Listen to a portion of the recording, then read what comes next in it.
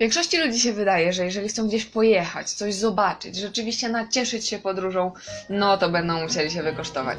No i akurat tak się składa, że to jest prawda w większości przypadków.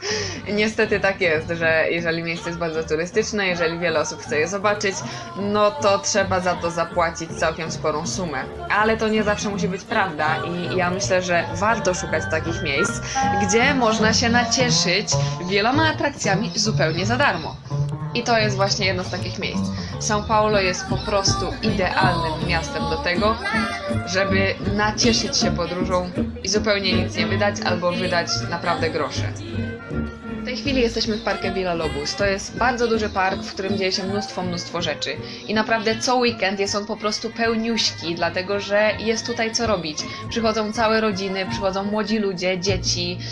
No można tutaj sobie pojeździć na przykład na rolkach, na rowerze, na go-kartach, można pójść do skateparku, można wziąć udział w koncercie. My na przykład teraz jesteśmy na festiwalu jazzowym, sponsorowanym.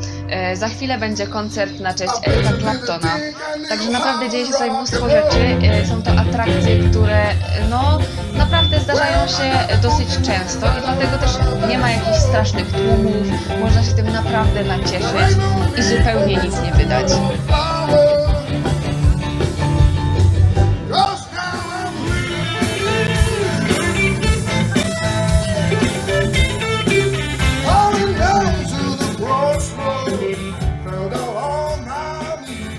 Ale to nie jest jedyne miejsce, w którym można coś zobaczyć. W São Paulo generalnie jest bardzo dużo różnych okazji, atrakcji, które warto wykorzystać, warto się zorientować, dlatego że oni organizują mnóstwo festiwali, które umożliwiają odwiedzenie muzeów albo właśnie sali koncertowych bardzo tanio albo zupełnie za darmo. Na przykład w tej chwili odbywał się już 50. festiwal Campus do Jordão. I z tej okazji była możliwość uczestniczenia w koncertach w sali São Paulo zupełnie za darmo albo po bardzo niskiej cenie. I myśmy się wybrali na koncert Camerata Antigua de Curitiba, który był koncertem muzyki klasycznej. Naprawdę na bardzo wysokim poziomie, no i akustyka rzeczywiście zwala z nóg. Mówią, że akustyka jest tak dobra, że artyści muszą się bardzo postarać, bo każda nieczysta nutka będzie słyszalna. Także jest to niesamowite wrażenie, no i jest to zupełnie piękne miejsce. To jest naprawdę jak pałac, także można się poczuć jak w innym świecie. Natomiast przy tej okazji chciałam powiedzieć o pewnej dodatkowej rzeczy, która jest z tym związana. São Paulo jest miastem ogromnych różnic. Te różnice niestety bardzo widać. Jest tutaj mnóstwo bezdomnych i jest bardzo duży problem z analfabetyzmem i nie bardzo wiadomo, co z tym zrobić. Na razie wydaje się, że no, Brazylia nie ma za bardzo pomysłu na to, jak sobie z problemem poradzić, jak to jakoś naprawić. Ten problem jest tutaj od już dłuższego czasu. Właściwie wraz z końcem niewolnictwa no, zaczęły się schody. O tym też na pewno powiem wam w osobnym filmiku, dlatego że marzy mi się właśnie taki filmik poświęcony fawelom i temu, jak do tego wszystkiego w ogóle doszło w Brazylii, jak powstały te ogromne różnice.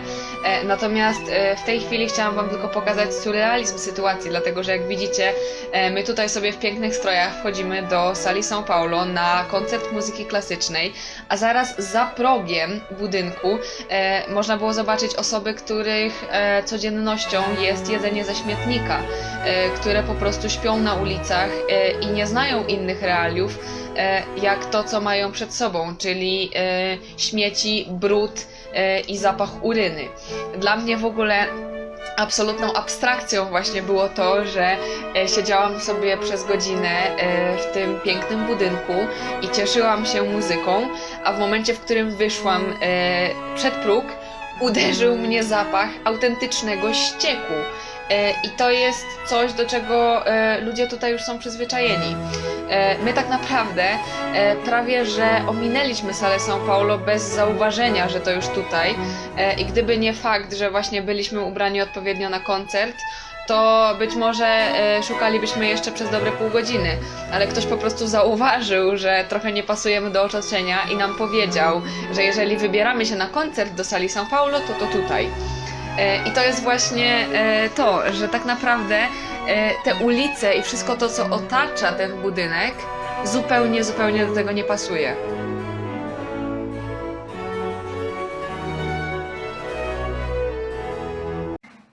Dzisiaj to by było na tyle. Mam nadzieję, że Wam się podobało. Zachęcam do komentowania i pisania, co jeszcze chcielibyście wiedzieć. Natomiast tym, którzy jeszcze nie widzieli mojego filmiku o niedzielach w São Paulo, bardzo polecam, żeby to zrobili, ponieważ jest to kolejne źródło informacji na temat tego, jak można zupełnie za darmo spędzić czas wolny w São Paulo. A tym, którzy wciąż są spragnieni wiedzy o Brazylii, polecam zajrzenie na mojego bloga niedrogadroga.pl. Do zobaczenia, pa!